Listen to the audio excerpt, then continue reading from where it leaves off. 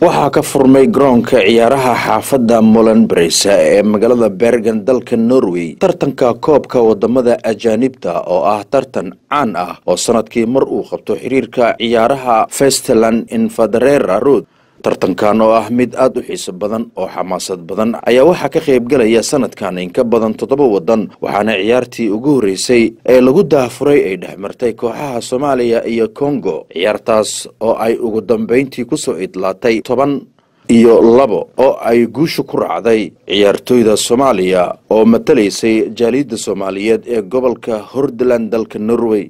goor inta aysan bilaaban ciyaarta gudoomiyaha ururka haweenka Soomaaliyeed ee gobolka Hordaland Maryan Aadan Cigale ayaa waxa si weyn u maamusay dhammaan maamulka jaaliyada taageerayaasha halka ciyaartoyda Soomaaliya ay saf dheer u galeen si ay ugu sameeyaan saf sharafeed ay ku mutaysatay taageero iyo garab istaag aad u weyn oo ay u sameysay ururka haweenka kadib agab isboorti oo dhameystiran oo ay gudoonsiiyeen gudoomiyaha ciyaaraha iyo dhaqanka jaaliyada Soomaaliyeed ee gobolka Hordaland Maryan Aadan Cigale gudoomiyaha ururka haweenka Soomaaliyeed ee gobolka Hordaland ayaa iyadoo ka muuqata dareen farxadeed oo ay socod ku dhex martay safka kooxda iyadoo dhex socota isla markaana ay u sacbatumeen ciyaartoyda iyo maamulka jaaliyada gudoomiyaha ciyaaraha iyo dhaqanka jaaliyada Soomaaliyeed gobolka Hordaland Faturad Cabdiraxmaan ayaa furitaankii tartanka ka sheegay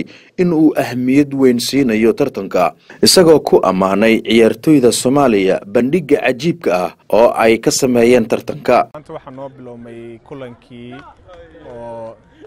waxaan noo bilaabmay Ivandareeraha kulankeena u horeeyay maanta ciyaarinay insha Allah taala waxaan la ciyaarinay Congo Sterlingka hadda waxa weeye insha Allah taala sida hadda garoonka haafki damba socda ilaa hadda waxaan ku hogaaminaynaa 8-1 Soomaalida 8 iska leh Kongeesku hal beleeyin taas waxay u muuqataa inaan xoogaa aan ka awood badannahay dhalinyaraduna Soomaaliduna ay soo bandhigayaan sidii horeba looga yaqaanay kubad qurux badan ma sha Allah isku xir leh dhameystir leh sida caadiga ah koobkan Soomaalidu markii horeba dadka ugu badan oo qaadi jiray bay ahaayeen mar walba iyaga loo saadaalin jiray waana laga cabsan jiray runtii kubadooda iyo ma garanaysaa wax walba ma sha Allah ما شاء الله كلهم كسفي عم بمانتنا وفرمي سوق روح بدن بيلاي هذا وصعدا كبدي نسفي عنه وروح بدن ما شاء الله وصوب النجني إن شاء الله وحنا رجينا إن كل مدى ضمنا إن سلاس نقن دونان أن رجينا إن شاء الله تعالى كل مدى ضمنا إنه روح بدن دونان إن نقن دون إن شاء الله تعالى كبد سيدي هورين لو جبر تيبا كبد روح بدن ما هوري صوب النجني كبدي نروح بدن إن هوري كسي ونه kulamada soo socdan insha Allah taala aan focus ka saarno sidaan groupkan uga soo bixi lahayn koobkan aan ku halan lahayn insha Allah waxaan rajeynayaa kulanka u dambeeya ilaa kulanka u dambeeya inaan soo taagnaan doono sidii looga bartay kubad qurux badan soo bandhigi doono koobkana qaadi doono insha Allah taala waxaan leeyahay dadka Soomaaliyeed anigu jaaniskan ka faa'iideysanaya maanta si qurux badan baa garoonka loo soo camiray insha Allah taala kulamada dambana inaan noo soo camiri doontaan Soomaalida waxa lagu yaqaanaa in isdiiri galiyaan dhalinyarada koobka ku matalaysa motivationkooda ay ilaaliyaan dhiiri galiyaan markasta ma sha Allah meeshan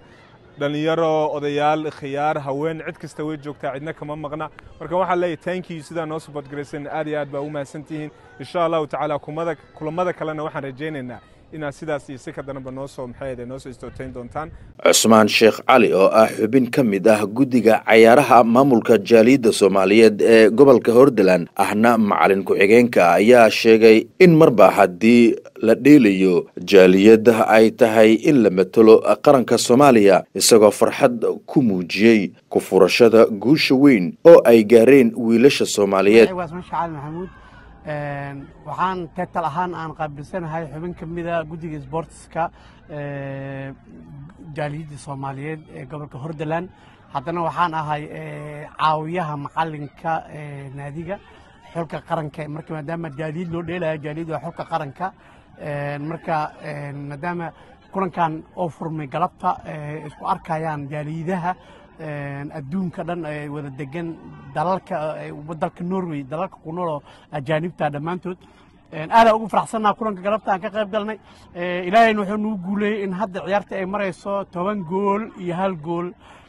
إن شاء الله تعالى ندال كين تصقصي بدي دونا دو إلهي كرال نقضو دي غدا يرو شن أم اللي حمل هذا عيادتنا وعاقل من دو إلهي كرال نقضو وعرجينا توبسكور كيرنا أنتان إنك بدن عن صوم بدقنا هذا كجيب إن شاء الله تعالى dadaalkana waa wadnaa dhalinyarada waa wadnaa adinkana jaadiyada waxaan ka codsanaynaa dadaalka dhalinyarada si u garab taageen inay aflaan sax u garab taagnaadaan waxaan rabaa inaan baaq u diro ummadda Soomaaliyeed ee degan magaalada Bergen oo ka qayb galayo dhalinyaradooda carruurtooda ay dheelayaan koobka waa inay garoonkii yimaadaan ay soo camilaan waa inay soo taageeraan koobkan Soomaalida hormuudka u tahay insha Allah taala Maxamed Aadan Ducaali oo kamid ah aqoon-yahanada magaalada ahna oday Soomaaliyeed ayaa dareen aad u wanaagsan ku tilmaamay in dhalinyarada Soomaaliyeed ay ka qayb galaan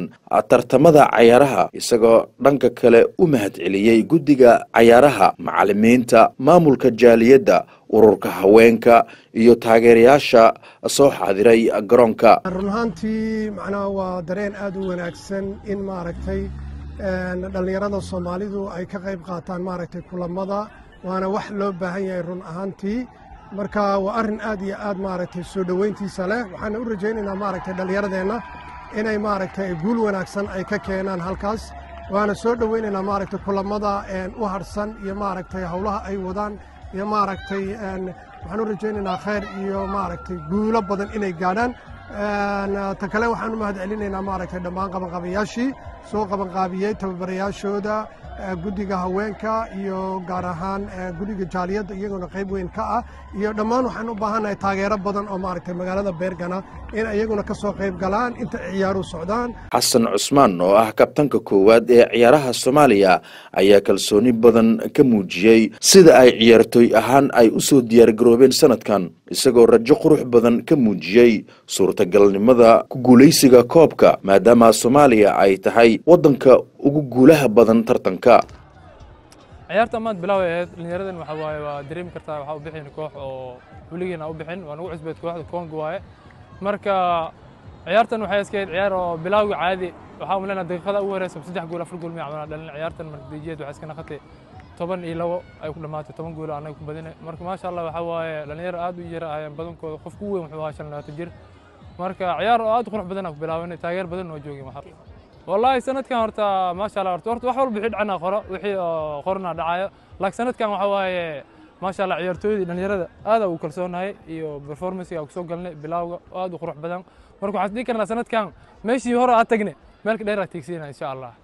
ciyaarahan oo sanadkiiba mar la qabto ayaa waxay abuuraan isdhexgal bulsho iyo isku imaatin saaxiibo xiliyo aan is arkin waxayna dhiirigelin u noqotaa dhalinyarada jecel isboortiga oo ka hela waqti ay ku muujiyaan awoodooda ciyaareed iyadoo jaaliyadda Soomaaliyeed ee ka dhisan gobolka Hordaland ee dalka Norway gaar ahaan magaala madaxda labaad ee wadankaasi Norway ee Bergen ay dadaal ku bixiso sidii u garab istaagi lahaayeen dhalinyarada gaar ahaan ka qaybgalida tartankan oo kale waxaana arintan mas'uuliyad gaar ah iska saaray dhowrkii sano ee la soo dhaafay gudoomiyaha ciyaaraha iyo dhaqanka maamulka jaaliyadda Soomaaliyeed ee gobolka Hordaland Fatuurad Cabdiraxmaan oo lagu amaano doorkiisa ciyaaraha iyo isdhexgalka dhalinyarada